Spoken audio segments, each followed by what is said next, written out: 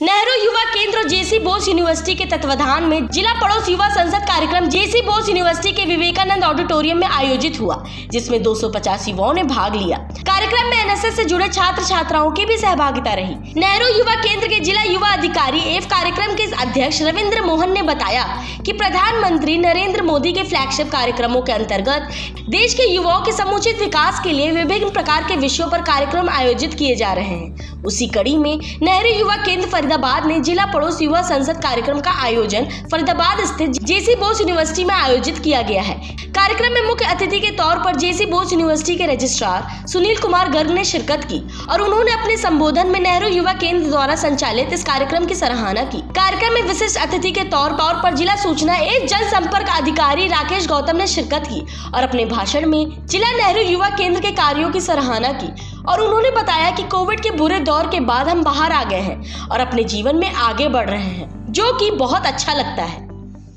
तकरीबन 200 के करीब प्रतिभागी हैं, तो बहुत अच्छा लगा कि हम लोग आज उन्हें अपनी जो रूटीन पर लाइफ या पटरी पर आ रही है हमारी ज़िंदगी, इसके लिए आप सभी बधाई के पात्र हैं।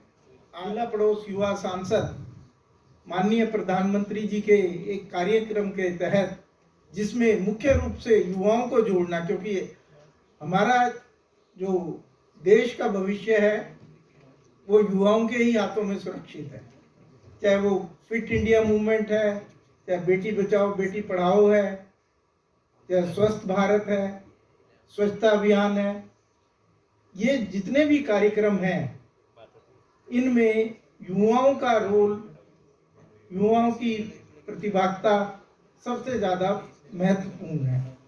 आज अगर हम मानसिक रूप से, शारीरिक रूप से सक्षम हैं, फिट हैं, आप देश की उन्नति कर सकते हैं। आत्मनिर्भर भारत बनाने में भी युवाओं का महत्वपूर्ण योगदान रहेगा, क्योंकि आप जानते हैं कि भारत एक डेवलपिंग कंट्री से डेवलप्ड कंट्री की तरफ आ चुका है। आज कोई ऐसा कार्य नहीं है विश्व के अंदर, कोई ऐसा क्षेत्र नहीं है जिसमें भारतवर्ष को दूसरी दृष्टि से देखना पड़े। भारतवर्ष का योगदान विश्व के हर क्षेत्र में बहुत महत्वपूर्ण है, चाहे वो साइंस है, चाहे टेक्नोलॉजी है, चाहे वो कला है। पहले जब कोई भी विजन दिमाग में आता था समाज में, वो एक लाइन एक अक्षर क्रांति लाती थी।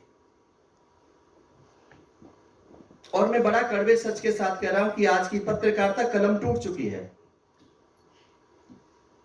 पत्रकारिता बिक चुकी है। किसी भी सही थॉट को हम नहीं लिख पाते हैं, डर लगता है लिखने में भी और बोलने में भी।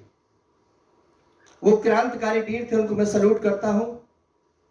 कुछ चंद लोग थे सिर्फ भारतवर्ष के अंदर जिनकी गिनती 3 से 4 लोगों में की जाती है, और अपने विजन से अंग्रेजों को भगा दिया।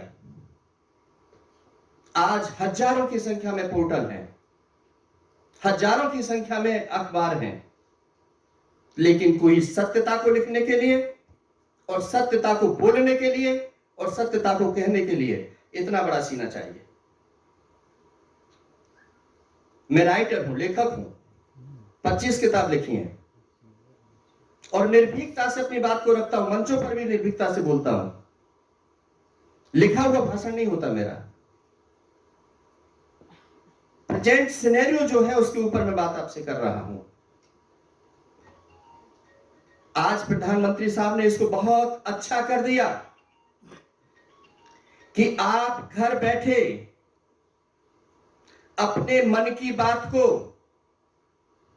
किसी भी अधिकारी, कर्मचारी, नेता, अभिनेता तक पहुंचा सकते हो।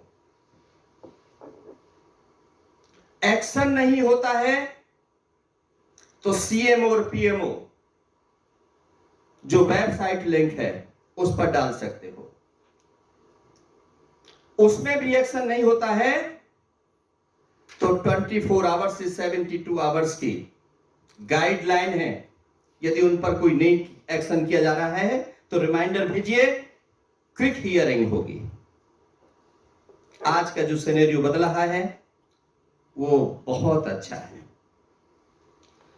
दूसरी जो बात मैं करने जा रहा हूं कि पहले चिट्ठी और पत्री का मोड क्या था।